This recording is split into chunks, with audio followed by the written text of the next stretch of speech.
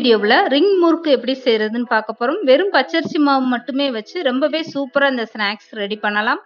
Hello friends, welcome to சமையல் delayed. வீடியோக்குள்ள போறதுக்கு முன்னால நீங்க இன்னும் சமையல் டிலேட் சேனலை சப்ஸ்கிரைப் பண்ணலைன்னா மறக்காம சப்ஸ்கிரைப் பண்ணுங்க. ஃபர்ஸ்ட் இந்த ஸ்நாக்ஸ் செய்யறதுக்காக 1.5 கப் அளவுக்கு தண்ணி எடுத்து ஒரு பாத்திரத்துல சேர்த்துக்கோங்க. இந்த தண்ணி நல்லா சூடாகட்டும். இது கூடவே 1/4 ஸ்பூன் அளவுக்கு மஞ்சத்தூள் சேர்த்துக்கோங்க.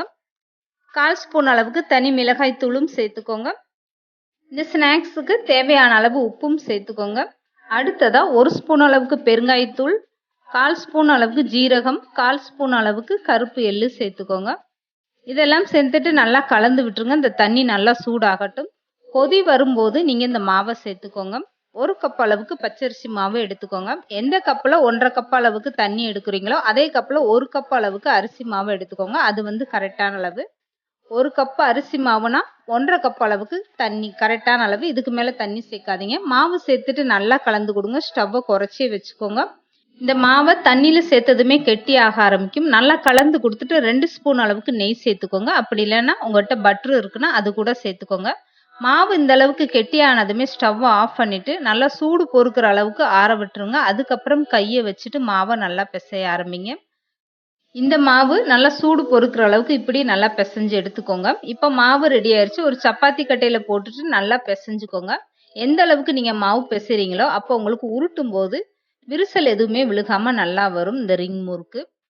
இது போல மாவு எல்லாமே நல்லா பிசைஞ்சு எடுத்துக்கோங்க. மாவு எந்த அளவுக்கு நல்லா சாஃப்டா இருக்கு பாருங்க.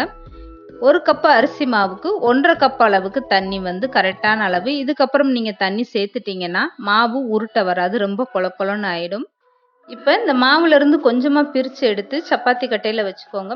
கொஞ்சமா கையில எண்ணெயோ நெய்யோ தடவிக்கோங்க. அது ஒட்டாம நல்லாவே வரும். இந்த மாதிரி நீங்க நல்லா உருட்டிக்கோங்க. பால் கொழுக்கட்டைக்கெல்லாம் எப்படி உருட்டுவீங்களோ அது மாதிரி நல்லா உருட்டிக்கோங்க மெல்லிசா. இப்படி மாவை நல்லா உருட்டுனதுக்கு அப்புறம் ஒரு விரல் நடுவுல வச்சுட்டு ரிங் மாதிரி நீங்க இந்த மாதிரி செஞ்சு எடுத்துக்கோங்க. இதே மாதிரி எல்லாமே ரெடி பண்ணி எடுத்து வச்சுக்கோங்க. அப்போ பொரிச்சு எடுக்கிறதுக்கு ரொம்பவே ஈஸியா இருக்கும். இப்போ இந்த ரிங் முறுக்கு எப்படி பொரிச்சு எடுக்கிறதுன்னு பார்க்கலாம்.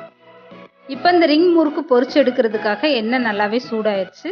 எண்ணெய் நல்லா சூடானதுக்கு அப்புறம் ஸ்டவ்வை குறைச்சி வச்சுட்டு ரெடி பண்ணி எடுத்து வச்சிருக்க ரிங் முறுக்கு ஒவ்வொன்றா சேர்த்துக்கோங்க.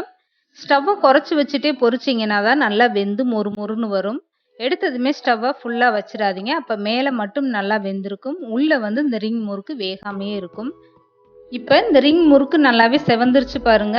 இந்த அளவுக்கு எண்ணெயில இருந்து சலசலப்பெல்லாம் அடங்குனதுக்கு அப்புறம் இந்த ரிங் முறுக்கெல்லாம் எண்ணெயில இருந்து வெளியே எடுத்துருங்க.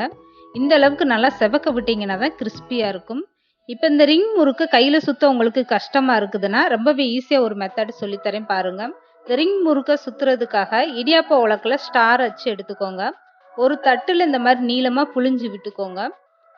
ஒரு ஓட்டை உள்ள ஸ்டார் வச்சு எடுத்துக்கோங்க. அப்பதான் இந்த மாதிரி நீங்க புளியறதுக்கு ரொம்பவே ஈஸியா இருக்கும். இப்போ இந்த ரிங் முறுக்க இந்த அளவுக்கு புளிஞ்சாச்சு. இதுக்கப்புறம் இதே மாதிரி நீங்க ரவுண்ட் பண்ணி எடுத்துக்கோங்க. இப்படி ஈஸியா நீங்க கட் பண்ணி எடுத்துக்கிட்டீங்கன்னா எல்லா ரிங் முறுக்கும் செய்யறதுக்கு ரொம்பவே ஈஸியா இருக்கும். இப்போ ரொம்பவே சூப்பரா பச்சரிசி மாவு மட்டுமே வச்சு எப்படி ஈஸியான ஸ்நாக்ஸ் இருந்தா இன்னைக்கு நம்ம வீடியோல பார்த்துருக்கோம். கண்டிப்பா நீங்களும் உங்க வீட்டில் இந்த ரிங் முறுக்க ட்ரை பண்ணி பாருங்க. ரொம்பவே மொறு மொறுன்னு அவ்வளோ ஒரு அருமையான டேஸ்டா இருக்கும். இந்த வீடியோ பிடிச்சிருந்தா லைக் பண்ணுங்க, ஷேர் பண்ணுங்க, மறக்காம சமையல் டிலேட் சேனலை சப்ஸ்கிரைப் பண்ணுங்க.